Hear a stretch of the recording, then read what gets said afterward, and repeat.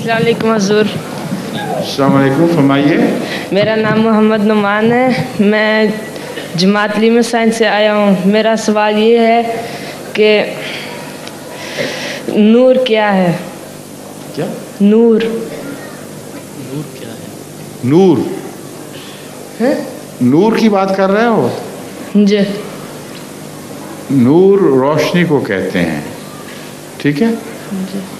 لیکن قرآن کی اصطلاح میں اللہ کی روشنی براہ راست دکھائی نہیں دے سکتی. وہاں نور سے مراد وہ آخری زندگی کی حقیقت ہے، صرف وہ وجود جس سے ہر چیز بنتی ہے. بس نور میں مختلف معنی پائے جاتے ہیں. ایک نور کا معنی تو یہ ہے جو تم چاندنی کی روشنی دیکھ رہے ہو، وہ نور ہے. دن کو روشنی دیکھتے ہو، اس کو بھی ضیاء کہہ دیتے ہو یا نور کہہ دیتے ہو. یہ دیکھو سامنے روشنی جل رہی ہے، یہ بھی ایک نور ہے، ٹھیک ہے. لیکن قرآن کی اصطلاح میں اصل نور وہ ہے جس کے ذریعے وجود پیدا ہوتا ہے، جس کے ذریعے ہر حقیقت ظاہر ہوتی ہے، جس کے ذریعے خدا کی صفات ظاہر ہوتی ہیں. اس نور کو تم نہیں دیکھ سکتے مگر اس کے جلووں کو دیکھ سکتے ہو. سمجھے ہو؟ جس طرح ایک سکرین ہے، اس کے پیچھے جب بلب روشن ہو جائے تو اندھیرے میں وہ سکرین دکھائی دینے لگتی ہے، اور اگر بلب بجھا دو تو اندھیرے میں سکرین بھی دکھائی نہیں دے گی.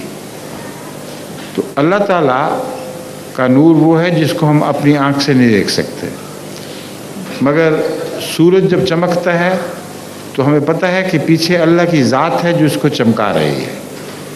محمد رسول اللہ صلی اللہ علیہ وسلم کا جلوہ ظاہر ہوتا ہے تو ہمیں پتہ ہے کہ پیچھے خدا کی ذات ہے جو اس جلوے کو دکھا رہی ہے.